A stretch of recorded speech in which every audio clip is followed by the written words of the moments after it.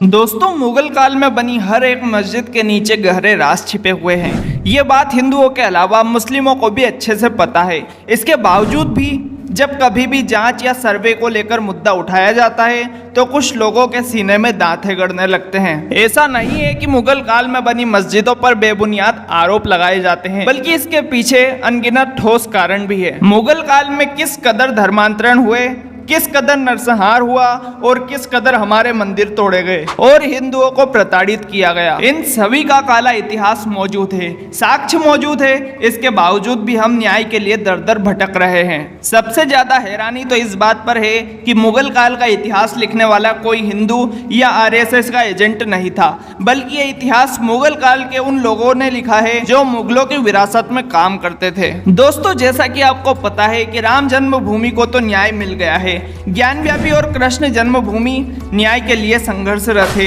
इसके अलावा एक और मस्जिद है जो कि अब विवादों में घिर गई है और अब जल्द ही इस पर भी सुनवाई होने वाली है। आखिर क्या है पूरा मामला और वो कौन सी मस्जिद है, जानने के लिए बने रहिए हमारे साथ वीडियो के अंत तक। नमस्कार, स्वागत है आप सभी का एक बार फिर से आपके अपने YouTube चैनल YT स्टोरी वाला पर, और मैं हूं आपके साथ आपका दोस्त दीपांश। दोस्तों, एक तरफ पूरे विश्व में सनातन धर्म की ओर आकर्षित हो रहे हैं तो दूसरी ओर एक वर्ग विशेष पूरी दुनिया में बदनाम हो रहा है। एक तरफ पूरी दुनिया में सनातन धर्म के लाखों साल पुराने प्रमाण निकल रहे हैं तो दूसरी तरफ एक वर्ग विशेष सनातन धर्म के प्रमाण को छिपाने का प्रयास कर रहा है। और बात बात पर ईमान की बात करने वाले अब सबसे ज्यादा बेईमान नजर आ रहे हैं। जी हाँ दोस्तों, मुगल काल में बनाई गई हर एक मस्जिद में सनातन धर्म के अनगिनत प्रमाण आज भी मौजूद है, क्योंकि मुगल काल के दौरान बनाई गई अधिकांश मस्जिदें मंदिरों को तोड़कर उसी स्थान पर बनाई गई थी। इसके अलावा कुछ मस्जिदें ऐसी भी है जिनका निर्माण तोड़े गए मंदिरों में से निकली हुई सामग्री से हुआ है। और जब से राम मंदिर को न्याय मिला है तब से एक वर्ग विशेष काफी परेशान है और वे सनातन धर्म के प्रमाण को छिपाने और नष्ट करने में लगे हुए हैं। इसी कड़ी में एक नया मामला सामने आया है। ज्ञानव्यापी और श्री कृष्ण जन्मभूमि के बाद अब यह मस्जिद विवादों में है और यह मस्जिद है आगरा की जामा मस्जिद। इसको लेकर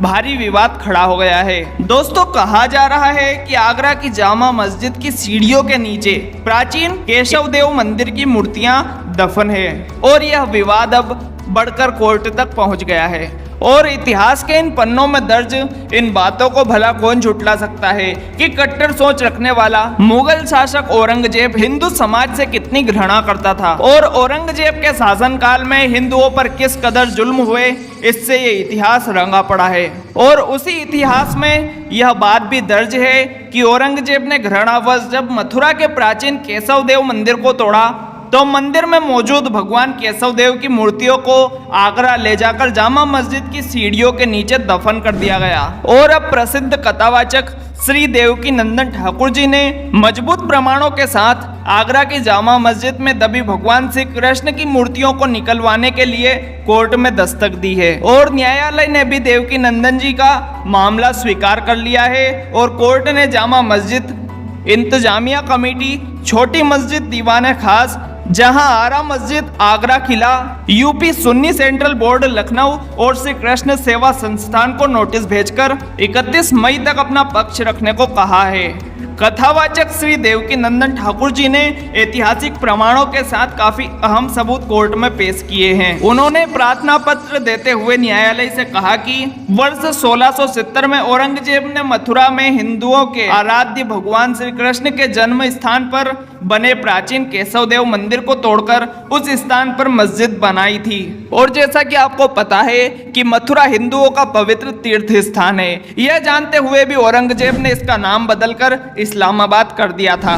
जहां आगरा में बेगम मस्जिद, जिसे वर्तमान में शाही मस्जिद ईदगाह के नाम से जाना जाता है, यह मस्जिद भगवान केशव देव के मंदिर को तोड़कर उसी स्थान पर बनाई गई थी और मंदिर से प्राप्त केशव देव की मूर्तियों को आगरा की जामा मस्जिद में दबाने का सारा विवरण फारसी में लिखी पुस्तक मासिर ए आलमगिरी में स्पष्ट दिया है।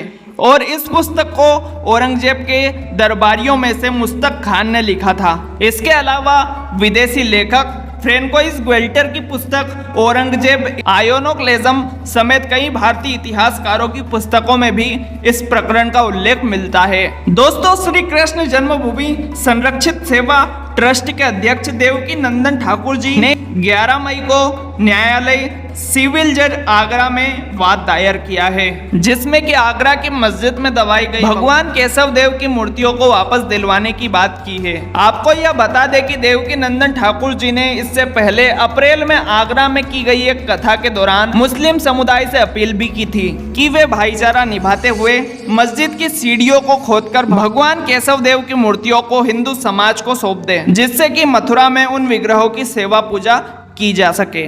तभी देवकी नंदन जी ने मीडिया को बताया कि मुस्लिम समाज की ओर से जब कोई सकारात्मक जवाब नहीं आया तो मजबूरन अब हमें संविधान का सहारा लेना पड़ रहा है और अब इस लड़ाई के लिए हमने श्री कृष्ण जन्मभूमि संरक्षित सेवा ट्रस्ट बनाया है, जो कि आगरा के कोर्ट की कानूनी लड़ाई लड़ेगा। फिलहाल सबकी निगाहें मुस्लिम पक्ष पर टिकी है, क्योंकि 31 मई तक सीढ़ियों के नीचे दबे विग्रह मामले में मुस्लिम पक्ष को कोर्ट में अपना पक्ष रखना है। देवकी नंदन जी कहते हैं कि यह सनातन धर्म और हिंदुओं का अपमान ही है कि मुस्लिम समाज के लोग उन्हीं सीढ़ियों पर चढ़कर मस्जिद में जाते हैं जिनके नीचे हमारे आराध्य भगवान की पवित्र मूर्तियां दबी है। और दोस्तों, मस्जिद में दबे विग्रह को लेकर मथुरा कोर्ट में भी 25 मई को सुनवाई होगी। दोस्तों, मुगलों द्वारा बनाई गई इमारतों से हिंदुओं को कोई भी परेशानी नहीं है, परंतु हिंदू तो बस इतना चाहते हैं कि हमारे मंदिर व हमारे विग्रह हमें वापस मिल जाए, क्योंकि मुगल आक्रमणकारी विदेशी थे,